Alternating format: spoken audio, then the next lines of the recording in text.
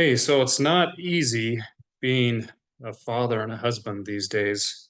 There are a lot of demands. It's a very difficult job, especially if you have more than one son or daughter. Uh, my wife and I have been in the middle of, maybe even on the tail end of raising four sons. My youngest son lives with us still. The other sons are out of the house or in different status I'll talk about, but Uh, and so there's some demands. And a lot of times I know it feels like, or at least I feel, you wake up and you just feel like all of the things that you're trying to do, you're they're not working. Uh, you feel like a failure in some cases as a father, and the choices that your son or daughters are making are not the best choices. And what do you do? How do you address that? What is what is my job as a father? What is your job? I think the best that you can do is to live and be the best possible example of a father, a provider, a husband. Always choose the best options when it comes to trying to raise sons or daughters. And I can think in the past when I made decisions that were not the best.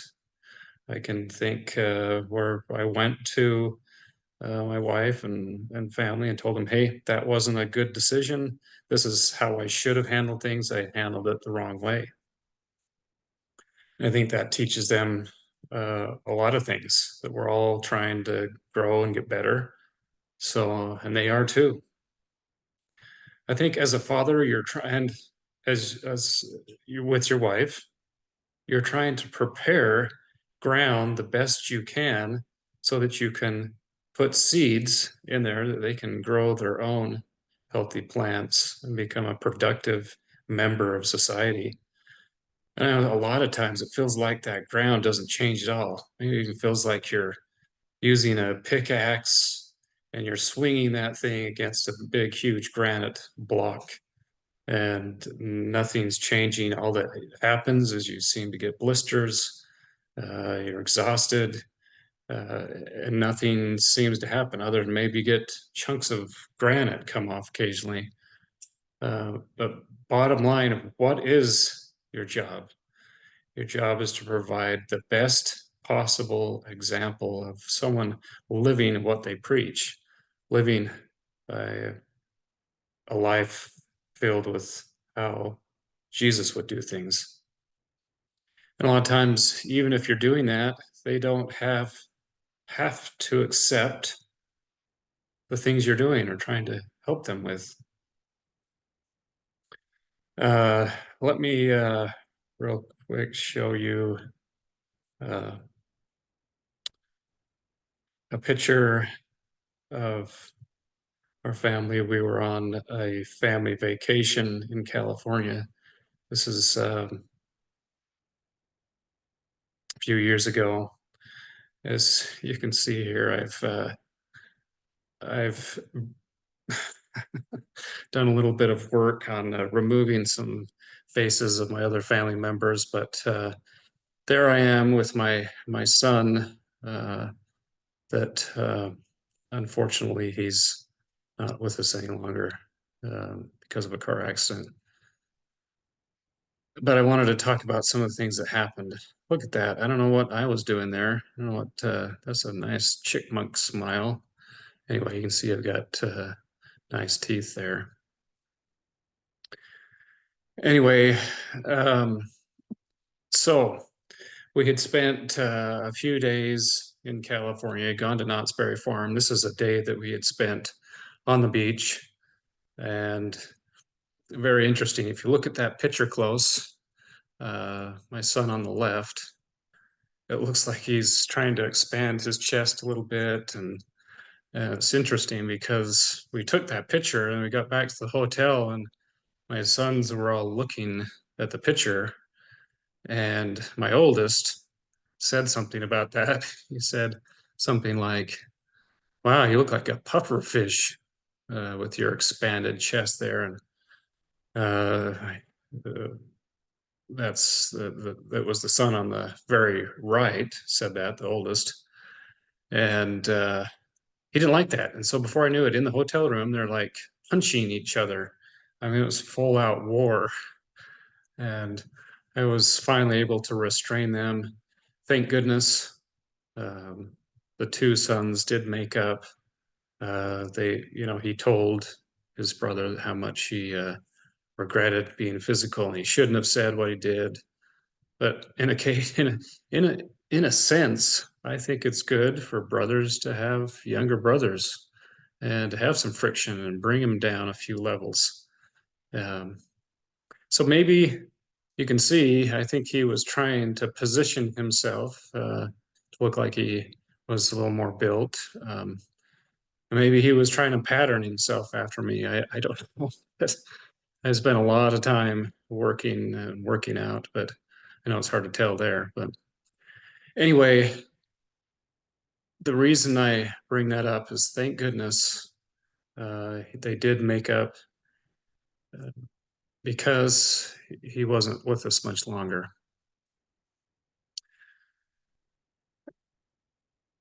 You know, and he was very, very difficult. Uh, and even in saying that, I in no means think that I have some corner on the market of having difficult children. I know there's a number of you that probably have more difficult situation, but I wanted to share some things that I've done that might help. I went to lunch with a guy just a few days ago that he talked about a son that he had. He was nonverbal autistic young man, and he would smear feces on the wall at night if he wasn't properly restrained. I mean, just very, very difficult. But with this son that we had, he was diagnosed, and I don't know if I buy all of this diagnosis stuff.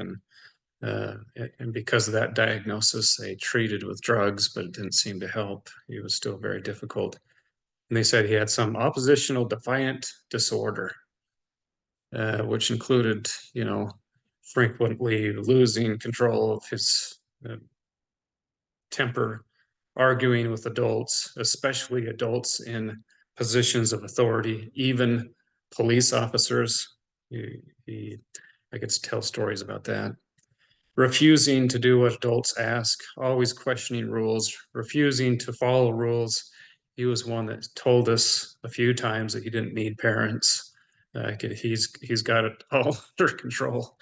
Um, Doing things that annoy each other, including adults, blaming others for your child's own misbehaviors or mistakes, being easily annoyed by others, often just being angry, speaking harshly, seeking revenge.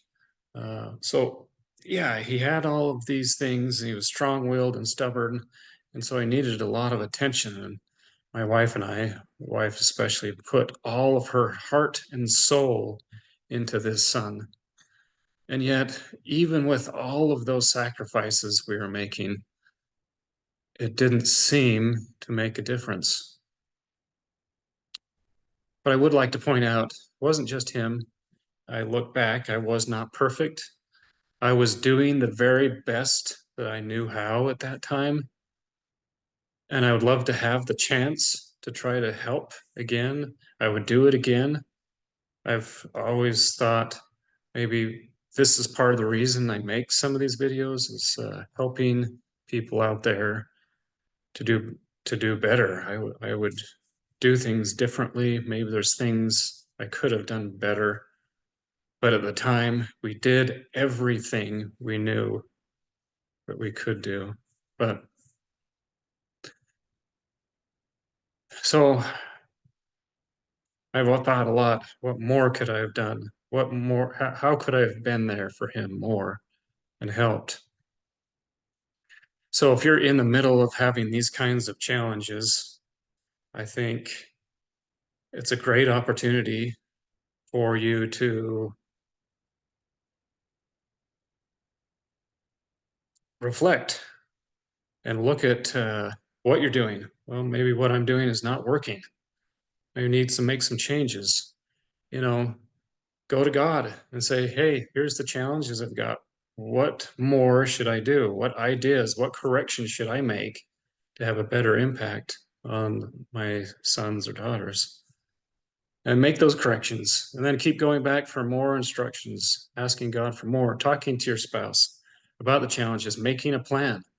How can we do things better? What can we do things together to change things?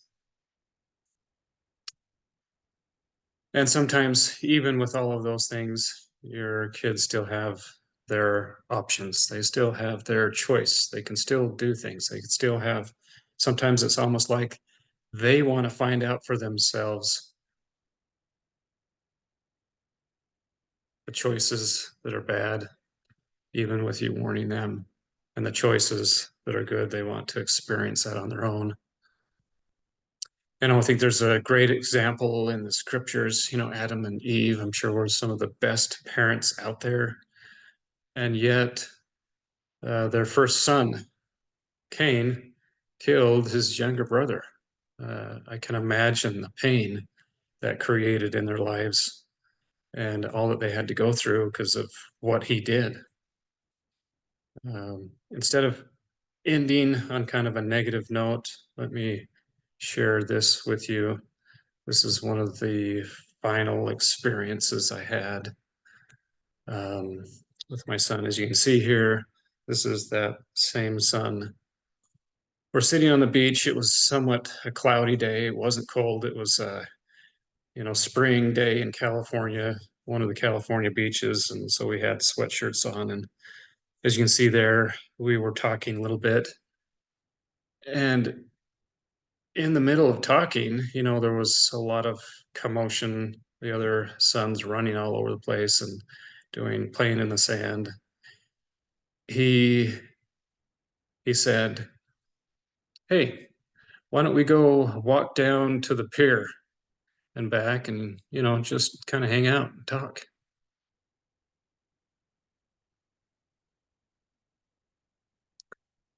That was something he initiated.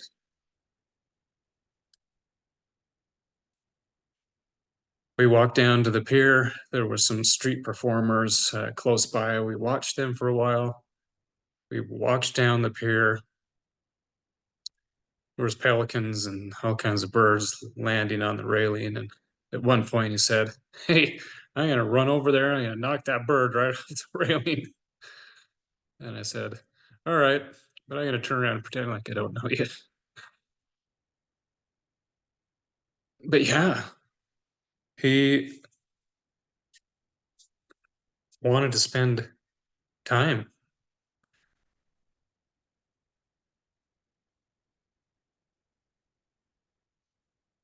That is a great blessing that God gave me before he was taken from us a few days after. Him and his girlfriend were in a car accident. He was gone.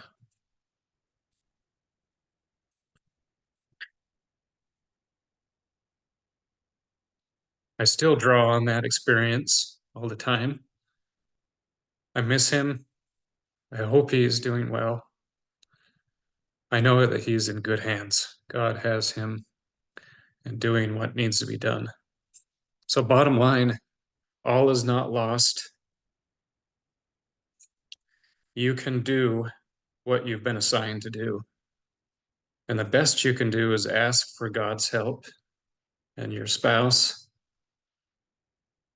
and make a team effort and being the best husband and father that you know how.